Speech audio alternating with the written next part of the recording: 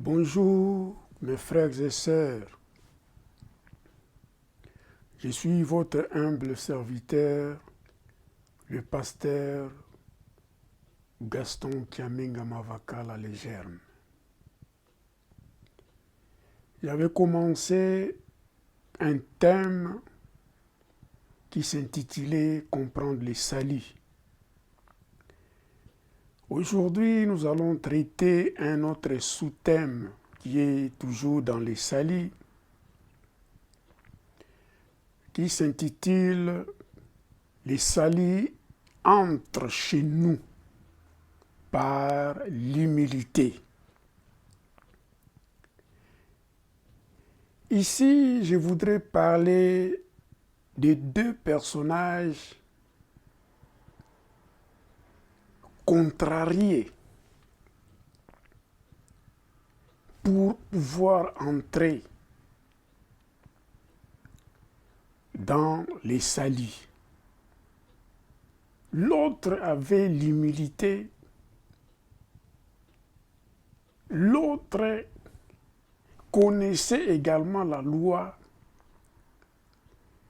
mais quand Jésus l'avait dit qu'il fallait vendre ses biens et les donner aux pauvres, les jeunes riches étaient complètement attristés et il était parti. Donc il n'a pas pu suivre Jésus.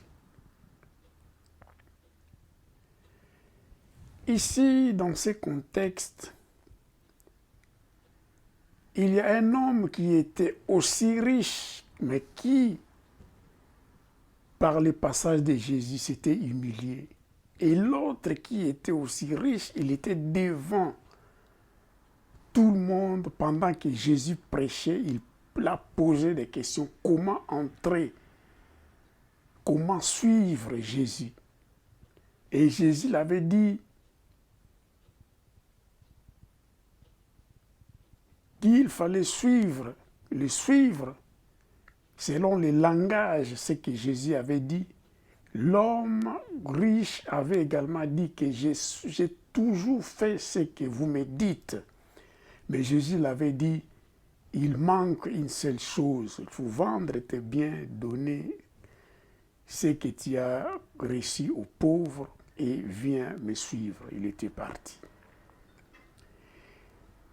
Le récit principal d'aujourd'hui, c'est dans Luc, chapitre 19, du verset 1 à 10, qui parle d'un riche homme appelé Zachée, qui était le chef des publicains.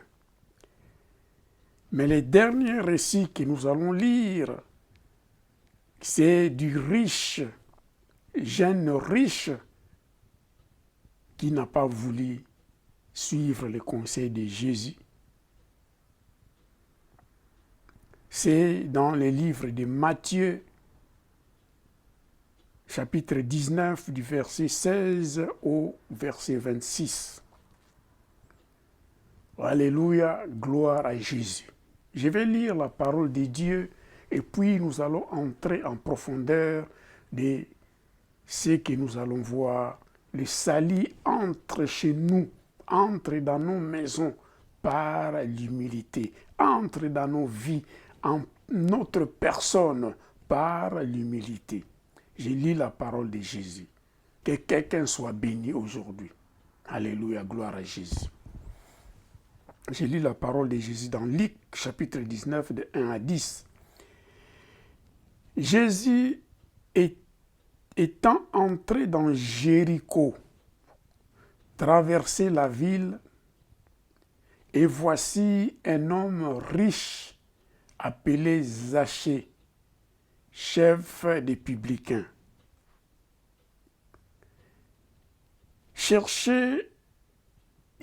Zachée cherchait à voir qui était Jésus, mais il ne pouvait y parvenir à cause de la foule, car il était de petite taille. Le verset 4 nous dit, il courut en avant et monta sur un sycomore pour le voir. Il voulait voir Jésus parce qu'il devait passer par là. Jésus devrait passer par ce chemin. Lorsque Jésus fit arriver à cet endroit, il leva les yeux et lui dit, Zachée, hâte-toi de descendre, car il faut que je demeure aujourd'hui dans ta maison. Zachée se hâta de descendre et les reçut avec joie. Voyant cela, tous murmuraient et disaient, il est allé loger chez un homme pécheur. Mais Zachée, se tenant devant le Seigneur, lui dit, voici, Seigneur, je donne aux pauvres la moitié de mes biens. Et si je fais tort de quelque chose à quelqu'un, je lui rends les quadruples. Jésus lui dit, le salut est entré aujourd'hui dans cette maison, parce que celui-ci est aussi un fils d'Abraham. Car le Fils de l'homme est venu chercher et sauver ceux qui étaient perdus. Alléluia, gloire à Jésus. Vous voyez, ce récit est très clair. Il n'y a pas beaucoup de choses à expliquer ici. Parce que c'est simple de comprendre la réaction de cet homme qui était riche et la réaction de Jésus en voyant l'humilité de cet homme. Je commence par le verset 1. Jésus était entré dans Jéricho, traversé la ville.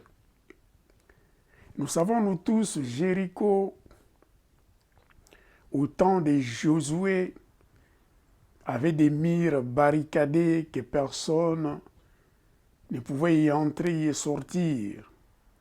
Il y avait une armée très forte là-dedans. Et les enfants d'Israël devraient passer par là. Et Dieu avait opéré un miracle afin que les enfants de Dieu puissent y passer, y traverser Jéricho. Et nous savons dans ces récits-là de Josué, par la puissance, par la présence de Dieu, les murs de Jéricho étaient écroulés et les enfants d'Israël avaient traversé cette ville. Alléluia, gloire à Jésus. Et cette ville également a été maudite.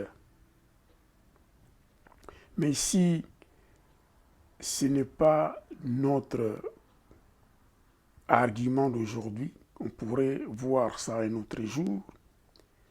Mais ici, cet homme était dans la ville de Jéricho, il s'appelait Zachée. Voyons un peu, définissons cet homme, comment il était dans le verset 2. Et voici un homme riche, appelé Zachée, chef des publicains, cherchait à voir qui était Jésus. Nous savons, nous tous, qu'un homme riche, un homme très riche, souvent les hommes riches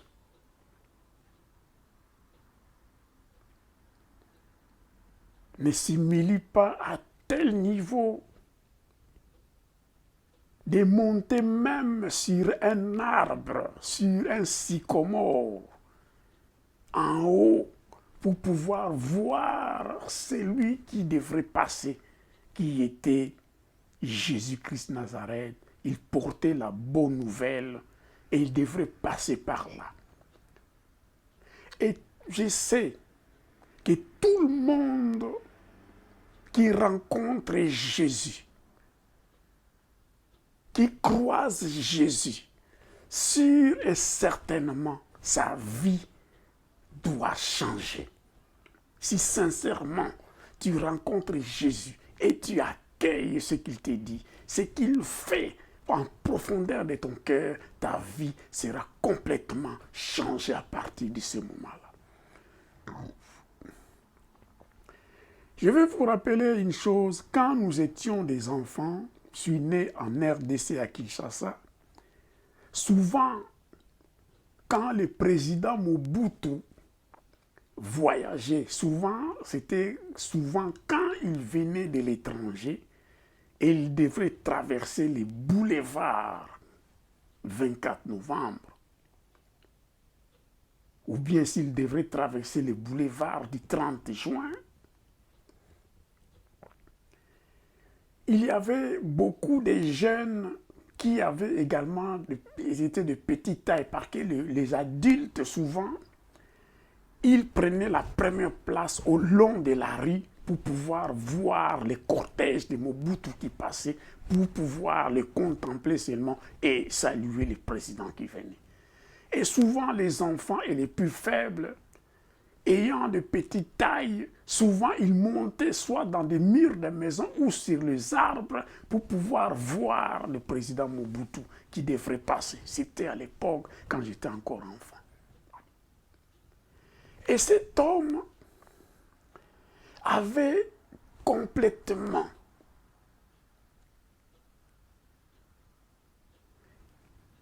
voulu s'humilier à tel niveau qu'il monta sur un arbre. Et étant adulte et riche, que tout le monde le connaissait dans cette ville, il était monté sur un arbre pour voir Jésus, qui il était, et il passait par cette voie-là. Alléluia, gloire à Jésus.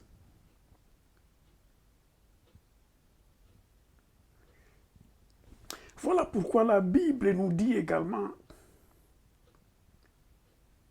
dans le livre de Matthieu 11, verset 12, depuis Jean-Baptiste jusqu'aujourd'hui, jusqu'à maintenant,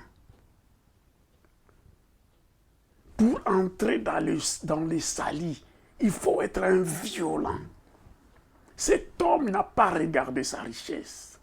Il n'a pas regardé sa grandeur au point, dans cette ville de Jéricho, que tout le monde, s'il le voyait monter sur un arbre, d'aller se moquer de lui. Mais lui, il s'était moqué de ça. Parce qu'il voulait s'accaparer, entrer dans le salis. Et il monta sur un arbre. Par la violence qu'il avait utilisée, en utilisant l'humilité.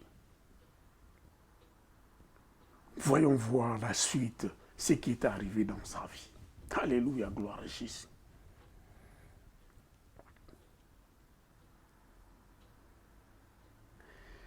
Il courut, dans le verset 4. Ici, dans le verset 3, nous voulons dire également qu'il y avait la foule qui pouvait l'empêcher de venir devant Jésus. Il était également de la petite taille, même s'il se mettait derrière la foule, il ne pouvait pas voir Jésus. Voilà pourquoi la Bible nous déclare: cherchez la face de Dieu. Cherchez la présence de Dieu dans notre vie. Cet homme voulait voir la face de Dieu, voulait voir la présence de Dieu, voulait être en contact direct avec Jésus-Christ Nazareth. Que ses yeux devraient se regarder. Les 4 yeux devraient se voir. Les 2 yeux de Jésus et les 2 yeux de Zachée devraient se rencontrer. Alléluia, gloire à Jésus. Le verset 4 nous dit, il courut en avant. Il courut en avant. Oh mon Dieu, un riche. Vous voyez, les riches ont toujours des comportements d'être un peu élégants, de marcher normalement, doucement, et de ne pas se précipiter, parce que leurs richesses leur permettent de vivre ces luxes-là, d'être à l'aise. Mais cet homme, il a couru en avant et monta sur un sycomore, un arbre, pour le voir, pour voir qui Jésus. Parce qu'il devait passer par là. Beaucoup de personnes dans nos vies, nous manquons l'occasion de rencontrer Dieu. Nous manquons l'occasion de recevoir la bénédiction de Dieu, de faire part de ceux qui aiment Dieu. C'est seulement par l'orgueil. Moi, je suis riche. Moi, je suis ceci. Moi, je suis le président de la République. Moi, je suis roi. Moi, je suis reine. Moi, je suis prince. Moi, je suis riche. Qui ne me connaît pas dans cette ville? Je me suis fait un nom et je suis élevé dans ce pays, dans cette ville. Pourquoi je dois m'abaisser au niveau d'un serviteur de Dieu? Ce langage d'orgueil et ce comportement d'orgueil nous empêchent de rencontrer Dieu, d'être en présence de Dieu. Alléluia. Gloire à Jésus. Que quelqu'un soit béni aujourd'hui.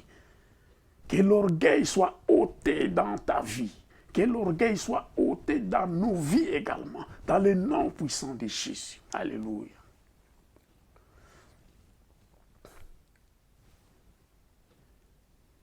La Bible déclare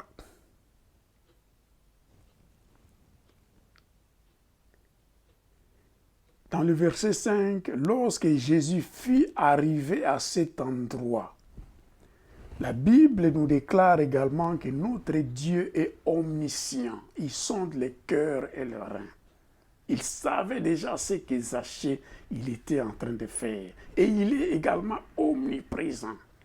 Notre Dieu est attentif, il connaît profondément nos cœurs. Il a su, que cet homme riche était monté sur l'arbre. Et en arrivant en ces lieux-là, en connaissant le cœur, dans l'humilité que Zachée était plongé, Jésus s'arrêta. Une fois arrivé à cet endroit-là, il leva ses yeux et lui dit, Zachée, hâte-toi de descendre, car il faut que je demeure aujourd'hui dans ta maison. Alléluia. Jésus lui dit, hâte-toi de descendre. C'est un ordre. Hâte-toi de descendre. Descends vite. Car il faut être violent pour prendre dans la parole de Dieu, saisir ce qu'il dit, pour pouvoir s'accaparer, prendre la bénédiction de Dieu, prendre ce que Dieu veut nous donner à ce moment-là.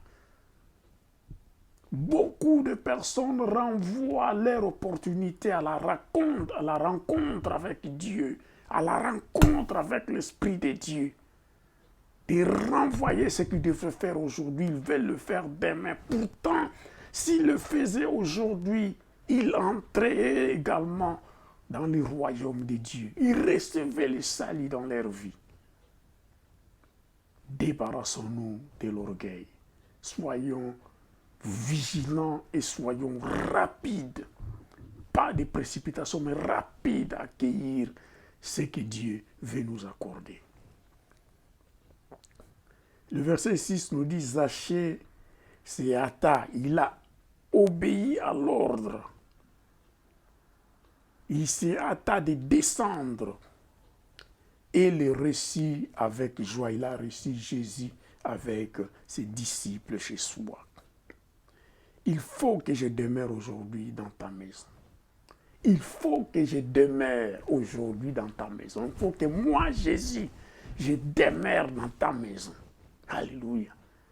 Il était un publicain, quelqu'un, le perceveur de taxes des gens qui étaient mal vus par les Israélites à cette époque.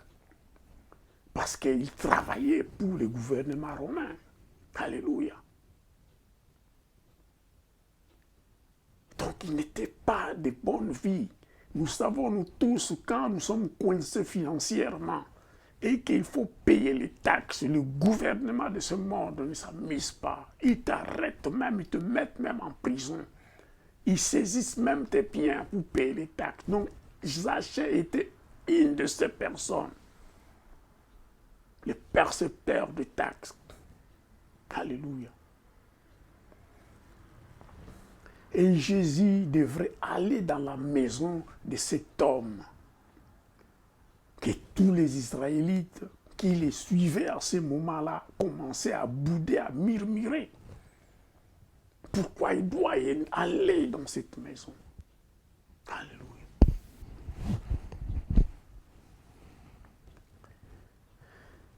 Rentrons dans notre argument. Zachée se hâta de descendre et le récit avec joie.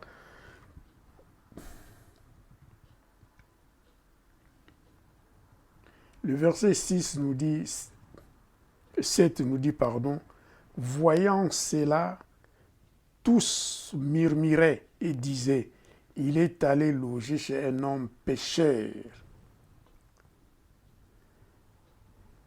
Tous murmuraient, tous se disaient, il est allé loger chez un homme pécheur. Jésus avait dit quand les Israélites même suivaient une femme qui avait commis l'adultère et que la femme devrait être lapidée selon la loi de Moïse. Il courait, la femme courait et la femme s'était agenouillée devant Jésus. Et chacun avait sa pierre à sa main pour pouvoir lapider. Et Jésus leur avait dit, qui n'est pas un pécheur, lance la première pierre. Tout le monde, des enfants jusqu'aux vieillards, ils étaient dispersés. Car personne est sans péché parmi nous les humains. Alléluia, gloire à Jésus. L'unique et la seule personne qui était née d'une femme, ici-bas sur terre, était Jésus-Christ de Nazareth, qui était sans péché. Mais il fut condamné pour nous. Il avait pris tous nos péchés sur lui pour nous libérer, pour nous sauver, pour ôter tous nos péchés. Il avait pris tous ses péchés sur lui. Il a vécu l'humiliation, la mort sur la croix. Et son sang avait coulé et versé pour nous qui commettions des péchés. Et lui, il est mort sur la croix pour nous. Et son sang fut versé pour ôter nos péchés. Alléluia, gloire à Jésus.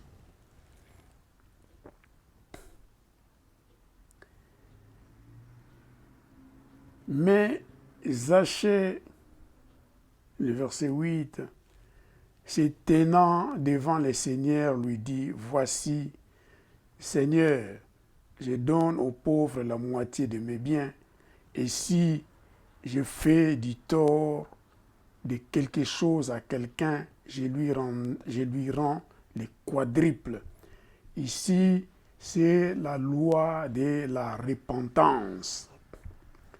Tu te repens, tu tournes ton dos, là où tu faisais du mal, tu ne regardes plus là-bas et tu changes la direction, tu prends la bonne direction, tu abandonnes le mal, tu abandonnes les liens qui t'étaient liés au péché.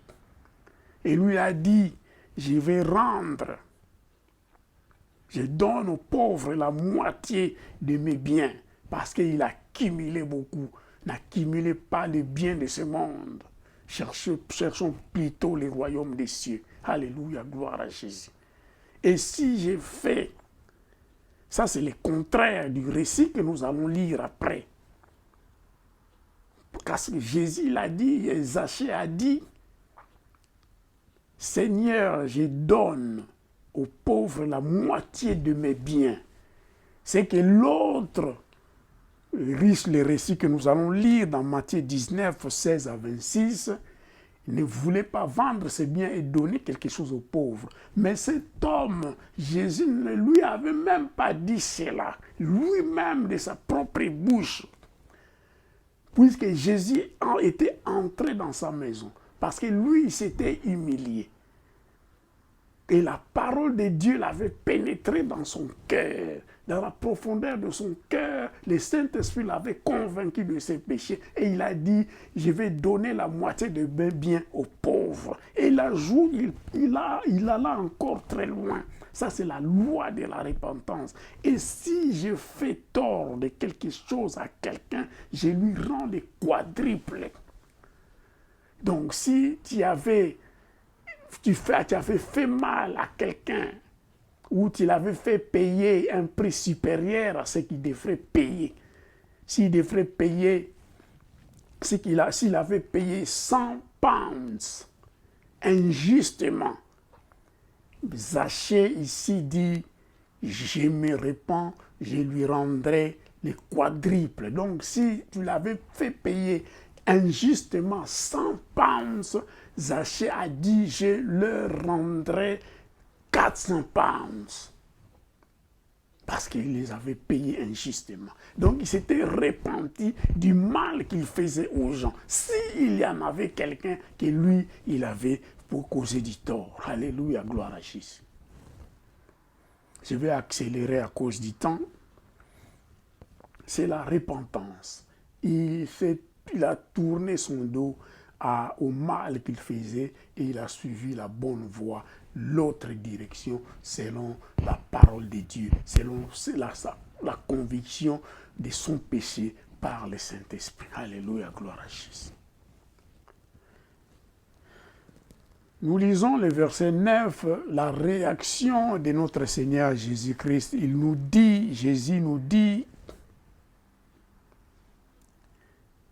Jésus nous dit, il dit à Zachée, le salut est entré aujourd'hui dans cette maison parce que celui-ci est aussi un fils d'Abraham. Alléluia. En d'autres termes, je dirais, tous ceux qui béniraient Abraham seront bénis et tous ceux qui maudiront Abraham seront maudits. Alléluia, gloire à Jésus. Lui, il s'était repenti. Il a dit que je donnerai la moitié de mes biens aux pauvres. Cela veut dire que il bénirait les pauvres, Zachée. Donc c'est dans le principe de la loi de la sémence et de la récolte. Tu donnes aux pauvres. Et comme si toi tu as béni Jésus, tu as béni Abraham, et Dieu également te bénit. Alléluia, gloire à Jésus. Je rendrai le quadruple. J'avais fait de mal à quelqu'un. Il avait payé injustement 100 pounds. Et aujourd'hui, je lui rendrai 400 pounds parce qu'il avait payé 100 pounds injustement. Pour cette parole, de l'humilité qu'il était monté sur l'arbre du sycomore, de l'humilité qu'il allait donner la moitié de ses biens aux pauvres, de l'humilité qu'il a reconnu. S'il y avait quelqu'un à qui lui il avait fait mal, certainement il y en avait parce que les publicains, ils ne pardonnaient pas, même si tu plairais que tu devrais payer après, ils ne pardonnaient pas souvent. Qu'il devrait rendre les quadruples. Et notre Seigneur Jésus lui dit, comme il avait suivi les bons chemins, la bonne voie, l'autre direction, le contraire de ce qui est lié au péché, Jésus a dit, aujourd'hui le salut est entré dans cette maison parce que celui-ci est aussi un fils d'Abraham. Alléluia, gloire à Jésus. Si nous faisons du bien, nous bénissons les autres, nous bénissons Abraham, nous serons également bénis. Pour être fils d'Abraham, un descendant d'Abraham, il faut suivre l'exemple d'Abraham lui-même. Alléluia, gloire à Jésus.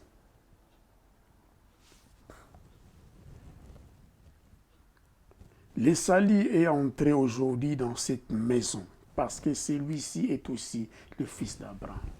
Et Jésus, pour conclure, dans ces récits que je suis en train de vous lire, il dit « Car le Fils de l'homme est venu chercher et sauver ceux qui étaient perdus. » Alléluia. Beaucoup parmi nous, nous sommes perdus. Mais Dieu est venu dans ce monde pour donner, nous accorder également la grâce de proclamer la bonne nouvelle à ceux qui en ont besoin. Si tu avais perdu le chemin, si nous avons perdu le chemin au Seigneur, Jésus est venu dans ce monde pour nous chercher, nous en tant que pécheurs, pour nous sauver également, car nous étions perdus. Car la Bible déclare, Jésus avait dit dans sa parole, quand je suis un berger, je pars avec les moutons. Une brebis est tombée en arrière. Je laisserai les 99 brebis, je retournerai en arrière pour récupérer la brebis perdue. Alléluia, gloire à Jésus. Jésus ne laissera jamais tomber ce que Dieu, son Père, lui avait donné entre ses mains. Il retournera en arrière pour nous récupérer. Alléluia, gloire à Jésus. Soyons-en sûrs, Jésus est venu pour nous chercher. Jésus est venu pour nous sauver. Et il ne nous abandonnera jamais si nous sommes tombés dans une fossée, dans un trou, dans le piège de l'ennemi. Il viendra nous relever de là pour nous amener dans la bergerie, là où il y avait les 99 qui étaient avec lui. Car il ne nous abandonnera jamais. Il nous reprendra toujours avec lui dans le nom puissant de Jésus-Christ Nazareth. Merci Seigneur. Je vais entrer rapidement dans le deuxième récit pour comprendre un peu la contrariété qui existe entre les deux personnages, entre Zachée et le jeune riche qui était également en connaissance de la parole de Dieu. Alléluia, gloire à Jésus. Je lis la parole de Dieu rapidement et je vais courir rapidement pour vous montrer ce qui s'opposait entre cet homme et Zachée. Lisons la parole de Dieu dans Matthieu 19, verset 16, du verset 16 jusqu'au verset 26. La Bible nous dit dans le verset 16, « Et voici un homme s'approcha et dit à Jésus, « Maître, que dois-je faire de bon pour avoir la vie éternelle ?» Jésus lui répondit, « Pourquoi m'interroges-tu sur ce qui est bon? Un seul est bon. Si tu veux entrer dans la vie, observe les commandements. » Lesquels, lui dit-il, le jeune riche?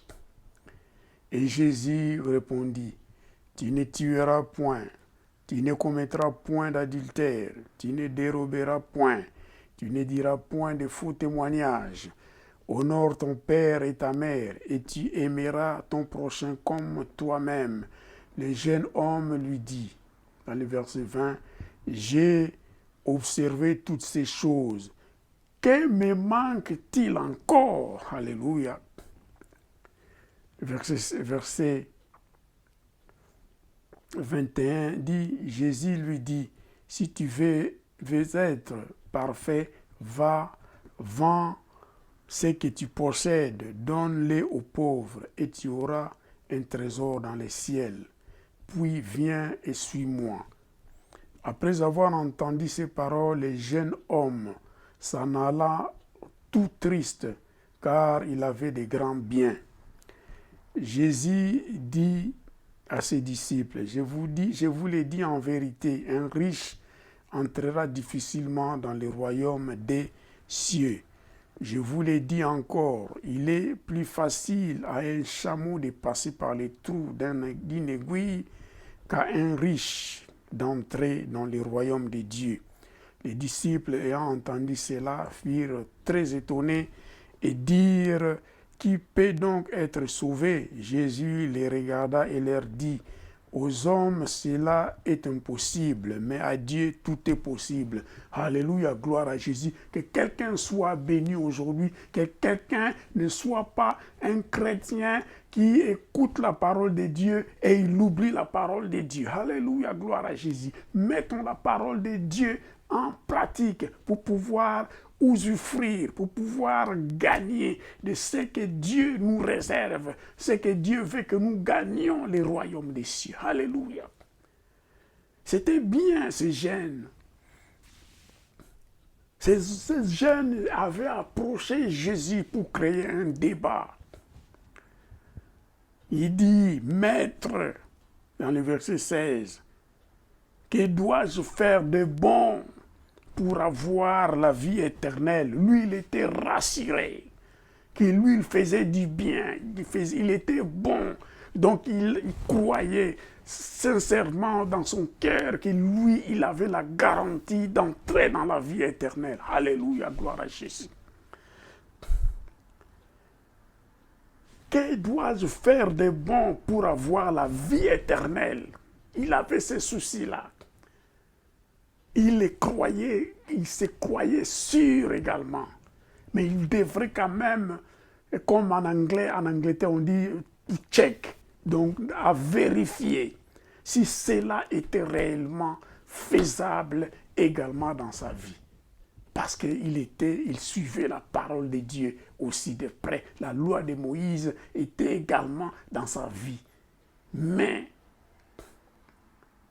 il posa la question au maître, celui qui était venu bouleverser la donne de ce qui était de la loi de Moïse. Les gens suivaient de lettre en lettre la loi de Moïse, sans oublier qu'il y avait aussi la flexibilité. C'est que Dieu veut que l'homme soit capable de comprendre la profondeur des choses spirituelles pour pouvoir réellement hériter le royaume de Dieu. Et ceux qui étaient dans la loi de Moïse, souvent, ils étaient moins liés à l'Esprit de Dieu, mais ils étaient terre à terre. Alléluia, gloire à Jésus. Jésus lui répondit: pourquoi m'interroges-tu sur ce qui est bon? Un seul est le bon, c'est Dieu qui est dans les cieux. Alléluia. Et Jésus lui-même, il était le bon. Alléluia, gloire à Jésus. Parce qu'il n'avait point commis les péchés ici-bas sur terre. Alléluia. Si tu veux, Jésus continue, si tu veux être dans la vie,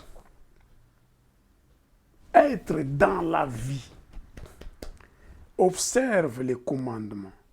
Et le jeune riche demanda: lesquels? Lui dit-il. Et Jésus répondit, parce qu'il a posé la question de comment observer quel commandement. Et Jésus lui a relaté tous les commandements qui étaient écrits dans le livre de Moïse. Tu ne tueras point, tu ne commettras point d'adultère, tu ne déroberas point, tu ne diras point de faux témoignages, honore ton père et ta mère, et tu aimeras ton prochain comme toi-même. Alléluia.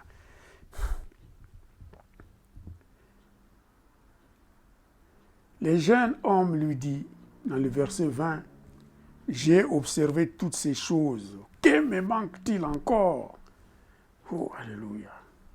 Il était sûr que quelque chose ne lui manquait pas pour pouvoir entrer, avoir la vie éternelle. Lui se croyait qu'il avait déjà la vie éternelle entre ses mains. Il dit, que me manque-t-il encore? Jésus lui dit, dans le verset 21, si tu veux être parfait, il faisait bien, il observait certains commandements. C'était bien qu'il les observait. Mais il n'était pas parfait pour pouvoir hériter le royaume de Dieu. Alléluia. Gloire à Jésus. Va Jésus lui dit, si tu veux être parfait, va, vends ce que tu possèdes, donne-les aux pauvres, et tu auras un trésor dans le ciel. Puis viens et suis-moi. Alléluia, gloire à Jésus. Je voudrais vous dire une chose. Moi, j'essaye un peu de gratter un peu à la guitare. J'essaye un peu de bricoler au saxophone. J'essaye un peu de mettre mes doigts sur le piano. Mais je voudrais vous dire, il y a certaines personnes, quand tu les rencontres, lui, il joue la guitare ou bien le piano ou bien il joue les saxophones et ils sont très liés à leurs instruments. Mais souvent, ils sont liés à des instruments qu'ils ont achetés très cher. Si tu trouves quelqu'un qui jouait la guitare et te dit, moi, j'ai cette guitare qui date, par exemple, de 1926, aujourd'hui, ça coûterait dans des... Il te parle même d'un prix, il te dit, par exemple, ça peut coûter aujourd'hui dans des 30 000 pounds. Ou bien, j'ai joué ces saxophones, l'avait joué, l'avait sonné, et donc un grand saxophoniste de l'époque, donc on les a vendus aux enchères à des prix prohibitifs, mais moi je l'avais acheté. J'avais acheté même à, disons, 27 000 pounds par exemple. Et l'autre te dira, par exemple, j'ai chez moi donc un piano qui date de 1200, donc de 1930 par exemple. Et je le conserve richement parce que chaque année, j'appelle quelqu'un qui doit venir ajuster le corde pour que ça continue à sonner bien. Et le prix de ce piano aujourd'hui, ça te coûterait. Donc, d'ailleurs, je ne céderai pas à quelqu'un parce que je le garde à mon cœur. C'est comme quelque chose de l'idolâtrie. Alors, cet homme dit à Jésus, Jésus lui dit, si tu veux être parfait, va, vends ce que tu possèdes, donne-les aux pauvres. Donc, un saxophoniste qui conserve un saxo qui l'a coûté 30 000 €. Toi, tu lui dis, lui, les conserve parce que ça lui donne l'honneur. Quand il se présente devant d'autres musiciens, il dit, ça, c'est un saxo qui coûterait aujourd'hui dans des 30 000 pounds. Donc, je ne le céderai à personne. Et toi, tu lui dis, vends ce saxo et donne cet argent-là aux pauvres. Et le gars qui est attaché à cela, il ne fera pas s'il n'est pas humble. Alléluia, gloire à Jésus. S'il ne veut pas atteindre la perfection. Si tu veux être parfait, va, vends ce que tu possèdes, donne-le aux pauvres et tu auras un trésor dans les ciels. Lui n'a pas... On continue le récit, puis viens et suis-moi. Jésus l'a donné ces conditions de vendre ses biens. Nous avons constaté qu'ici, cet homme, il était à la connaissance des commandements de Dieu et il mettait quelques-uns en pratique, mais Zachée, au contraire, il ne le mettait pas en pratique. Alléluia, parce qu'il était israélite aussi, mais il ne mettait pas en pratique normalement ce qui était écrit dans les commandements, dans la loi de Moïse. Et ici, c'est lui qui observait le commandement, lui il a dit, lui il avait répondu à Jésus. Hein? Lui il avait répondu dans le verset 20, il avait dit, les jeunes riches, j'ai observé toutes ces choses, que me manque-t-il encore? Lui dit qu'il avait observé tous ces commandements, donc il en était orgueilleux. Alléluia. Donc il croyait que quelque chose ne lui manquait pas, donc il faisait tout ce qui était bien, il était rassuré d'avoir la vie éternelle. Et Jésus l'avait dit que quelque chose te manquait. Si tu vends ce qui te bien et tu donnes ça aux pauvres, il n'a même pas dit ce que Zachée avait dit. Si j'avais fait le tort à quelqu'un, je lui rendrai les quadruples. Jésus n'était même pas arrivé là-bas. Jésus l'a dit seulement, vends tes biens et donne ce que tu as aux pauvres. Mais lui, suivant son comportement ici, puis vient me suivre. Après avoir entendu ces paroles, le jeune homme s'en alla tout triste, car il avait des grands biens. Alléluia. Lui, il avait ses biens. Prenons l'exemple aujourd'hui, quelqu'un qui a acquis beaucoup de choses, qui s'est fait la richesse, il s'est donné son renommée. Tu pars, par exemple, tu dis à le feu Berlusconi, par exemple, en Italie, tu dis, vends toutes tes télévisions et donne ton argent aux pauvres. Ou bien tu dis donc à l'ex-président de la République démocratique du Congo, Joseph Kabila, vends ta ferme de Kingakati, ou bien laisse Kingakati et laisse que les Chégués, les pauvres enfants, les sans demeure venir habiter chez toi. Donc tu laisses ta demeure là aux pauvres. Je ne sais pas si un jour Kabila pourrait, si cette requête-là lui a été adressée, il pourra laisser Kingakati pour le laisser aux pauvres, aux chèques, il allait dormir là-bas, je ne sais pas. Mais s'il sera humble, il abandonne cela. S'il abandonnera cela pour les pauvres, il aura gagné une place dans le royaume des cieux. Dans le cas contraire, c'est comme ces jeunes, il est parti triste parce qu'il avait des grands biens. Alléluia, gloire à Jésus. Soyons attentifs à ces choses pour entrer dans le royaume des cieux, pour avoir la vie éternelle, pour accéder au salut. Zachée était accédé au salut par son humilité et par sa générosité et par sa repentance. Alléluia, gloire à Jésus. Il n'était pas orgueilleux de connaître la parole de Dieu au fond. Mais il avait reconnu seulement que sa parole l'avait fortement touché et ça avait changé ses dons, sa façon de voir, sa mentalité qu'il avait avant. Il était changé complètement. Il allait jusqu'à vendre ses biens et promettre s'il avait fait du tort à quelqu'un, il allait lui rendre les quadruples. C'est ça l'opposition entre Zachée et ce jeune riche. Alléluia, gloire à Jésus. Et Jésus, pour conclure,